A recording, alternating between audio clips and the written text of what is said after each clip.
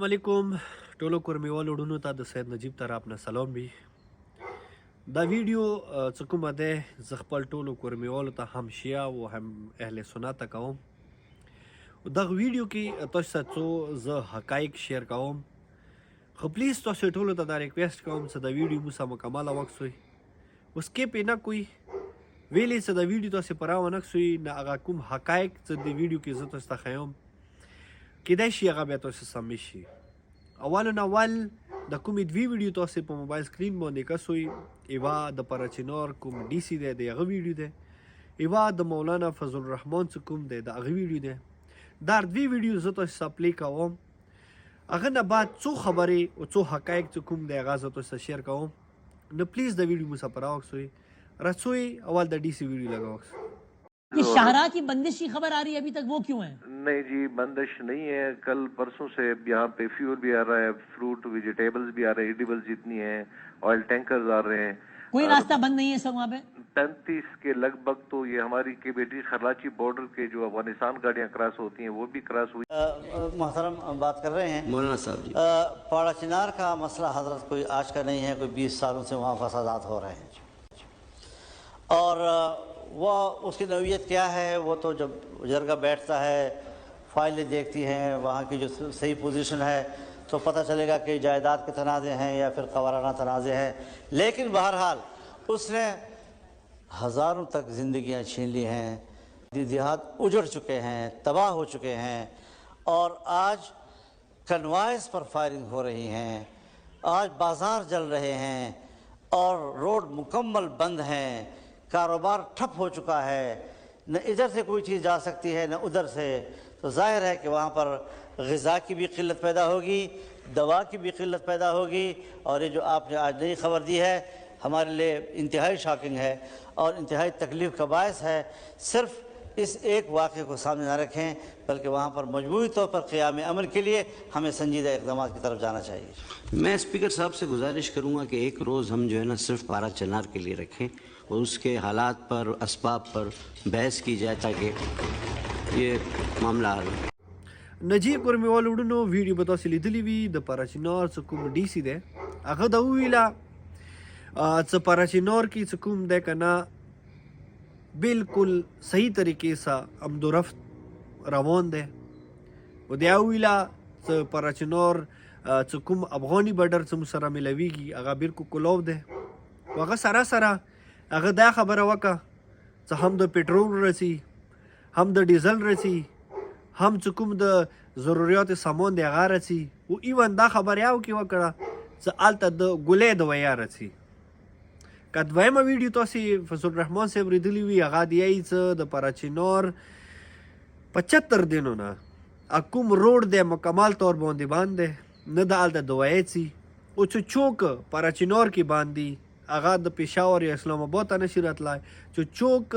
مطلب بیماری په صورت کې هغه پېښور یا اسلام آباد ته راغلی وي 75 دنو نه هغه همدلته بند دي، هغه مطلب پراچینار ته واپس نشي تللی. نو زه ډېر افسوس سره د خبره کوم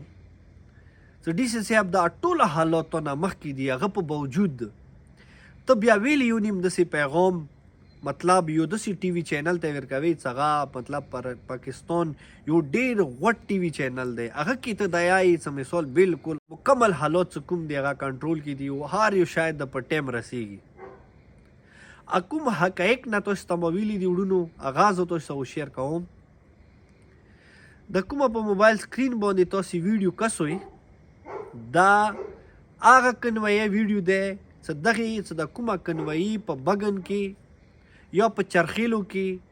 چې کوم د مو اهل تشی چې کوم کسانو کې بېدردۍ سره شهیدان شول هغوی نه یوه کنوایي مخکې کنوایه کې زه خپله موجود وم. دغه چې کوم د زه تاسو ته حقایق شیر کوم دی ویټنس زه خپله یم. په موبایل سکرین باندې کومه ویډیو د ډي سي صاحب چلیږي دا ډي سي صاحب هغه ټایمې راغللو د مو کنوایي ویلاړه وه، هغې کنوایه کې چې کوم سپین ږیری سړی مو سره وفات شولو ډېر مطلب مظلومیت سره رسه وفات شولو د هغه جنازه 15 ګنټې ویلاړه 15 ګنټې